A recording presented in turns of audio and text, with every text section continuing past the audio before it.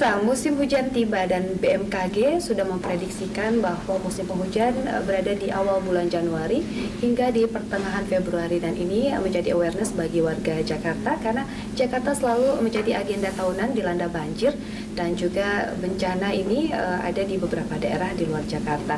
Nah, selain bencana banjir, Indonesia juga kerap dilanda bencana lain seperti longsor dan juga bencana alam yang memang mungkin bisa menjadi awareness bagi kita untuk lebih meningkatkan langkah antisipatif terhadap early warning system dari deteksi bencana. Nah, untuk itu kita membahas bersama Pak Medi Herlianto dari Direktur Kesiapsiagaan BNPB. Nah, selamat datang di Haiti, Pak. Ya, ini kita bertemu juga dan kita masih membahas mengenai bagaimana penanggulangan bencana di Indonesia. Baik. Sebelum kita lanjutkan perbincangan, Pak, kita simak dulu, ini ada liputan berita yang akan kami hadirkan untuk Anda pemirsa. Indonesia termasuk salah satu negara kepulauan terbesar di dunia. Sayangnya, negeri ini juga rawan bencana. Bencana hidrometeorologi mendominasi kasus bencana alam di Indonesia, seperti banjir, tanah longsor, dan puting beliung. Selama Desember 2013 tercatat sudah terjadi 85 kasus banjir di 21 provinsi. Banjir menewaskan 9 orang dan melukai 16 lainnya, 135.000 jiwa mengungsi, serta merendam 35.000 rumah warga. Indonesia juga rawan gempa karena terletak di kawasan cincin api atau Ring of Fire, serta pertemuan dua lempeng aktif, yakni lempeng Indo-Australia dan lempeng Eurasia. Keberadaan 127 gunung berapi aktif yang tersebar dari Sabang hingga Merauke ikut menambah daftar sumber bencana bagi negeri ini. Sedikitnya terjadi 3 letusan gunung berapi di penghujung tahun 2013, yakni Gunung Lokon di Sulawesi Utara, Gunung Sinabung di Sumatera Utara, dan Gunung Merapi di Jawa Tengah. Kondisi geografis ini menuntut Indonesia untuk selalu siaga bencana. Pemerintah telah membentuk Badan Nasional Penanggulangan Bencana atau BNPB, serta mengeluarkan Undang-Undang Nomor 24 Tahun 2007 tentang penanggulangan bencana. Walau masih banyak kendala dalam setiap penanganan bencana, baik kendala lapangan maupun teknis, namun bangsa ini terus berproses menuju bangsa yang siaga bencana. Ya, Pak Medi, kita sebelum berbincang kita minum teh dulu ini, Pak. Ya.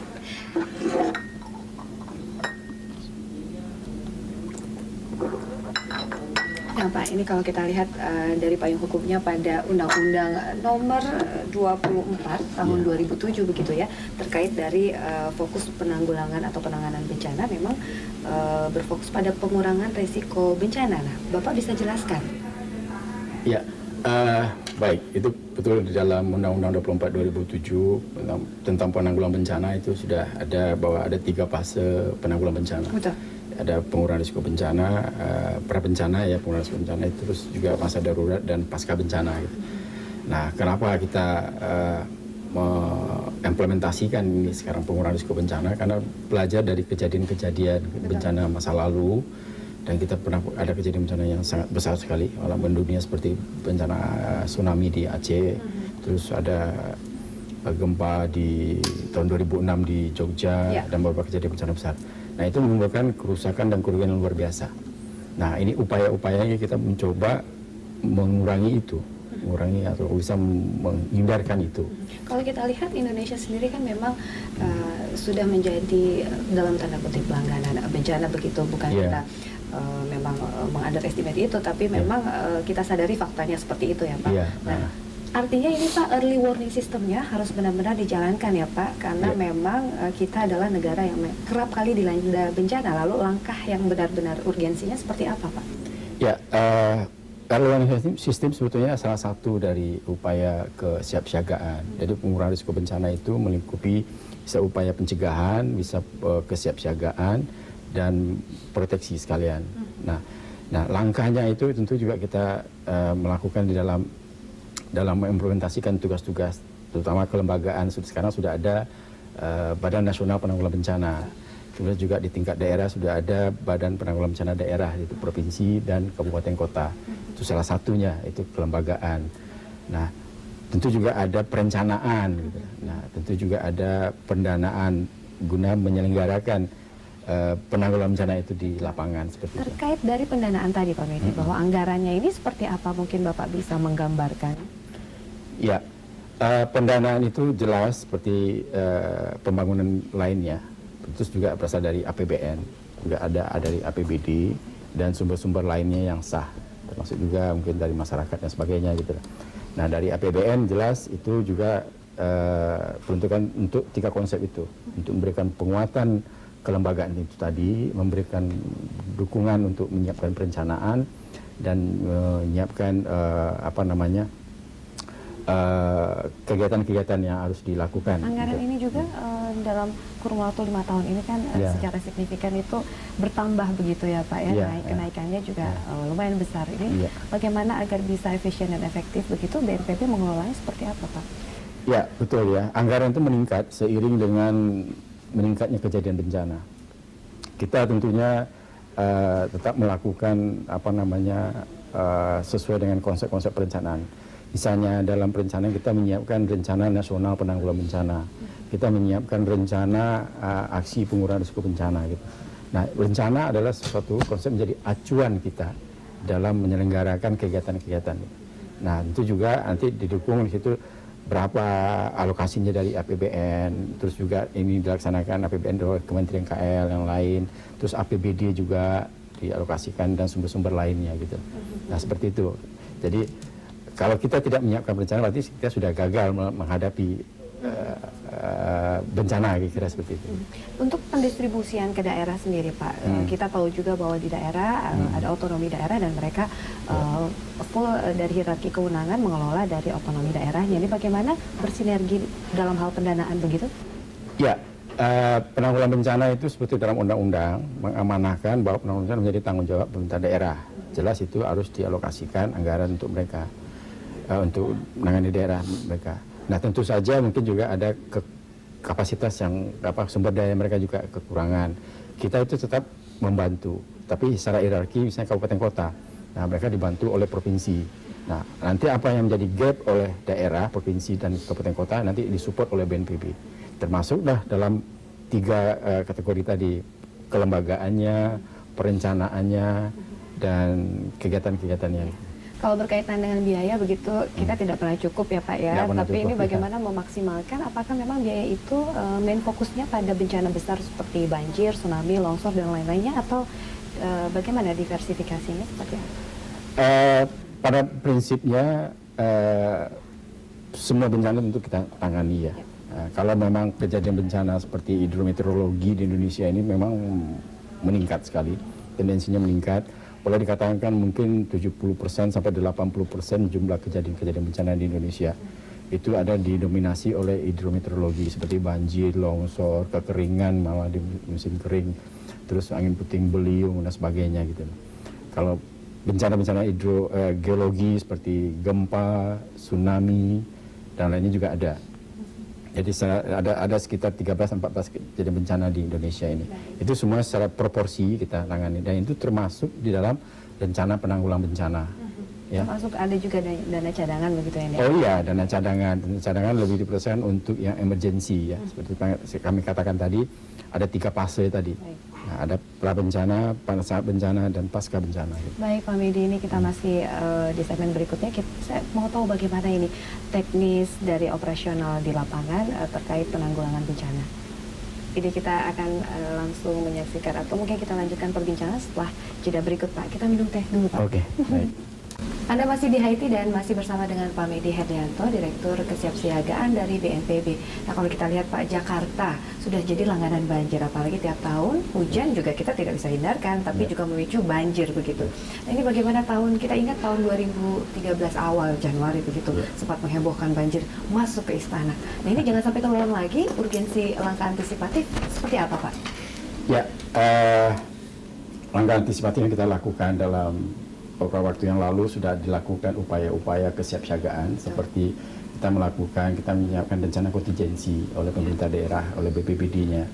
Dan kemarin juga kita kesiapsiagaan itu juga kita lakukan di Ladi kemarin di 3 tempat. Simulasi itu, ada simulasi ya.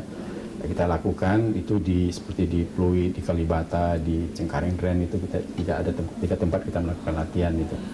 Nah, latihan-latihan itu sebetulnya bisa diikuti juga oleh tingkat kelurahan nanti, ya, supaya nanti itu lebih sinergi karena kejadian itu pasti di tingkat lokal ya. Nah, terus juga kita tetap melakukan koordinasi, bagaimana mekanisme koordinasi, kita menyiapkan sumber daya dari pemerintah daerah, apa saja logistik yang ada, juga memantapkan sistem peringatan dini, bagaimana sistem peringatan itu diterima oleh para pengambil tindakan-tindakan nanti. Termasuk juga tentunya pemerintah DKI misalnya cepat menerima informasi sehingga melakukan tindakan upaya-upaya pengendalian komando dan sebagainya gitu. Nah, terkait dari pemetaan daerah yang memang kerap kali dilanda banjir begitu, Jakarta ini menjadi daerah utama karena banjir ini juga kan merugikan dan risikonya sendiri mencapai miliaran rupiah kemarin kita berkaca pada kejadian di masa lalu begitu. Ini bagaimana Pak pemetaan ini juga agar bisa lebih terfokus pada mereka memang manage operasional bencana? Ya, kita sudah punya dari asesmen pengurangan risiko bencana, kita punya peta, dan sebetulnya di Jakarta ini ada 23 titik. 23 titik ya, yang 23 sudah titik. Bisa diantisipatif begitu ya Pak? Iya, 23 titik itu. Nah, tentunya titik-titik ini kita adakan upaya-upaya kesiapsiagaan seperti tadi. Iya. Gimana titik-titik masyarakatnya, tentang masyarakatnya, karena masyarakatlah yang jadi terdampak utama dan sebagainya. Mereka juga kita upayakan bagaimana mereka mampu merespon sendiri secara mandiri dulu upaya-upaya ini. Gitu. Untuk dananya butuh dana banyak ya Pak? Betulkah miliaran, belasan miliar begitu pada Pemprov DKI dan BNPB ini 18 miliar begitu? Ya, lebih kurang seperti itu. Ya, jadi memang sudah ada kesepakatan antara BNPB dengan pemerintah DKI untuk melakukan upaya kesiapsiagaan. Salah satu penggunaannya adalah misalnya menggunakan teknologi modifikasi cuaca. Bagaimana nanti hujan itu tidak diturunkan di Jakarta tapi dicegah dulu. Betul. Nah, ini juga pendanaan sharing antara APBD Pemprov DKI dengan BNPB gitu. Wah, ini kita membahas tadi mengenai penanggulangan bencana banjir di Jakarta. Kita mau bahas penanggulangan bencananya skala nasional nih Pak, tapi di segmen berikutnya. Diminum teh lagi nih Pak. Iya. Anda kembali di HIT, masih bersama saya dan Pak Medi Herlianto, Direktur Kesiapsiagaan dari BNPB. Nah ini Pak, terkait skala nasional begitu, penanggulangan bencana utamanya itu seperti apa Pak? Ya, kembali seperti saya sampaikan tadi dari sisi perencanaan. Kita sudah kendalanya begitu banyak kendala teknis? Ada, tapi tidak selalu teknis ya. Hal-hal yang menyangkut karena kendala itu sebetulnya ada teknis dan non teknis. Ya, bisa juga misalnya tentu berasal dari kebijakan. Itu juga kita punya kerangka kerja perencanaan untuk itu. Juga bagaimana kita melakukan seperti saya sampaikan tadi kesiapsiagaan itu diimplementasikan dengan melakukan latihan. Terus juga bagaimana ini juga menjadi sinergitas dengan para pihak lain gitu. Nah, ini belum terbangun secara kuat lah gitu. Nah, ini sebetulnya yang kita upayakan ini. Nah, BNPB sebagai lembaga yang menjadi menyelenggarakan penanggulangan bencana, berikan penguatan kepada daerah, kepada para pihak. Kita coba membangun kekuatan ini bersama dengan kementerian, lembaga, organisasi yang lain-lain gitu. Terkait dari kita untuk lebih menimbulkan atau lebih mendatangkan sinergi yang baik begitu Pak, seharusnya kedepannya improving untuk check and balancing terkait dari unit-unit pelengkap, supporting unit dan juga dengan kementerian lainnya harus seperti apa ya Pak? Agar memang bencana itu tidak, kita sudah dilanda bencana harus langkah tanggap daruratnya tuh responsif aktif begitu. Ya, kemarin sudah muncul di internalnya kami dari Badan Nasional Penanggulangan Bencana untuk bagaimana menyiapkan sebuah grand design pengurangan risiko bencana banjir. Grand design ini tentu melibatkan semua para pihak di sini, stakeholder penanggulangan bencana banjir gitu. Apakah dari Kementerian KL, lembaga organisasi, nah mereka kita libatkan dari proses perencanaan ini. Ada sistem integrated mungkin kita bisa memantau secara keseluruhan data BMKG ini cuaca hujan dan pemetaan ini bagaimana tingkat debit air. Mungkin sistem-sistem itu bisa bersinergi dengan. Ya betul, karena di dalam grand design itu nanti itu akan termasuk semuanya.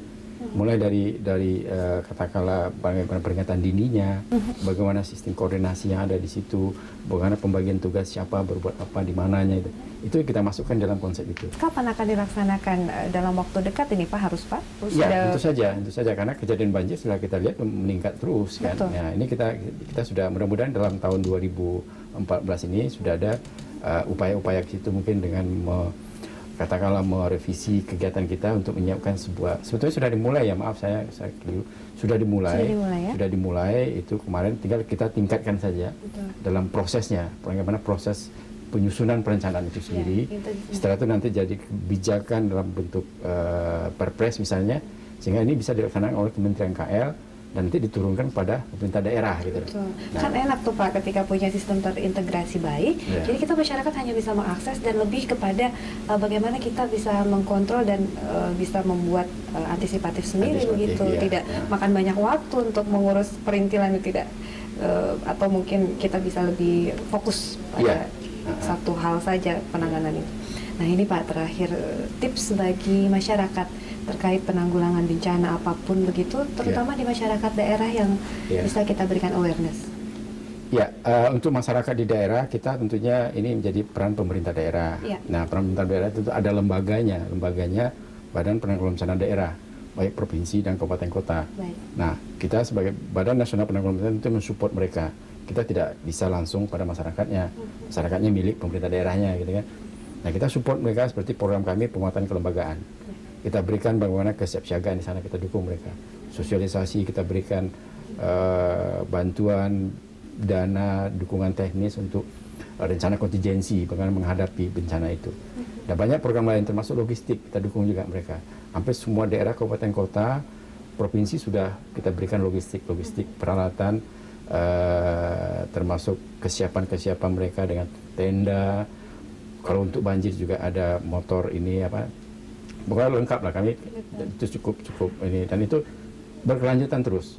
Nah, tentu juga bagi daerah sendiri itu juga harus ada sharing, karena tanggung jawab itu ada di pemerintah daerah. Kita kan supporting aja. Mereka juga mengalokasikan, menyiapkan perencanaan, kemudian menyelenggarakannya dengan secara berkelanjutan gitu. Karena masyarakat lah yang menjadi harus diberikan pelayanan untuk itu. Gitu. Betul. Penggerak utamanya begitu ya Pak. Utamanya. Karena tidak hanya menyerahkan pada pemerintah saja begitu. Sinergi yang baik dari masyarakat dan pemerintah. Iya. Baik, semoga ini menjadi informasi bagi masyarakat terkait penanggulangan bencana begitu Pak. Terima kasih telah bergabung di Haiti. Sama-sama. Kapan kita ngobrol lagi ya Pak Medi. Sama-sama. Ya, demikian pemirsa Haiti kali ini. Kita akan berjumpa kembali di episode mendatang dengan tema perbincangan menarik lainnya. Saya Indri Soekardi, terima kasih atas kebersamaan Anda. Sampai jumpa.